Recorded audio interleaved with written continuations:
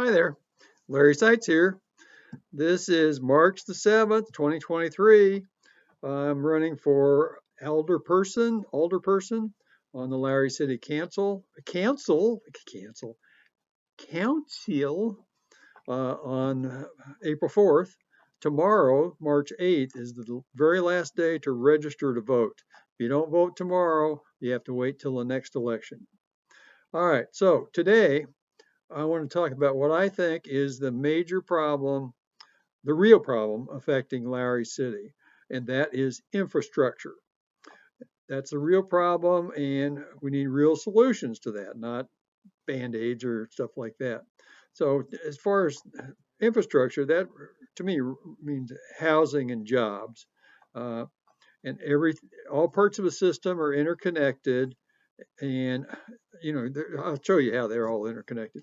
So, we got rundown houses, and some of the stuff that goes with that is that, well, let's back up.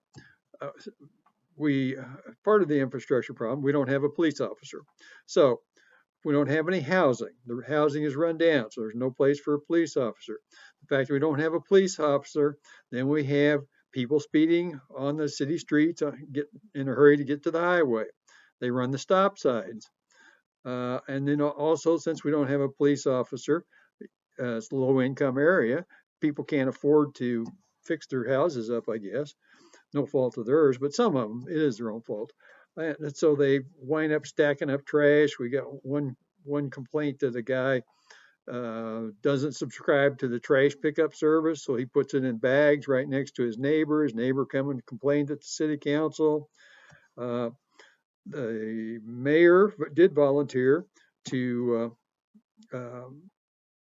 write the violations and deliver them herself, since we don't have a police officer, and also to appear in court to follow up on the process. Uh, Also, the other thing that happens when there's trash accumulates that and junk and stuff, then you have rodents, or rats, and other things, coons and raccoons and stuff like that, and then they get into the vacant houses and tear those things up. So it just kind of all falls into step.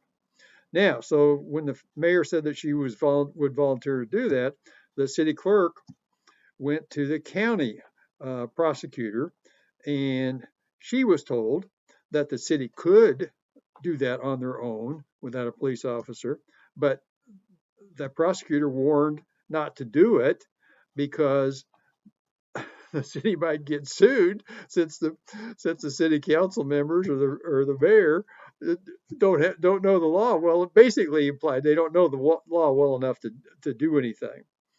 So anyway, but as far as the police officer, we have a candidate that the mayor's going to be talking to, and we should get a report back on the next city council meeting, which is on March 21st. Now, the other things, people, since there's no jobs and no opportunities here, people have told me that every kid in town, their dream is to get out of town. Okay, which is sad, but there's optimism. At the same time that I was out yesterday, and there's a kid standing out there on the corner with his cooler selling soda pops and other stuff, and they say he's there every Monday, because they're out of school, and he's a little entrepreneur, and that's the kind of stuff we need to teach our kids and encourage them to do. Now, I kind of skipped over something here, I think. Um, yeah, we need to teach kids how to innovate and become entrepreneurs. Okay, uh, and I've got a plan for that, to educate on what using the scientific science of systems, educate the kids on what is the scientific method, what is evidence, and 7 steps to innovation. I'll be presenting all this stuff multiple times on Thursday, or actually, I will be presenting it based on a more expert person on the video. But anyway, I'll be presenting that on the last 3 Thursdays of this month, the 16th, 23rd, and 30th, at the community building.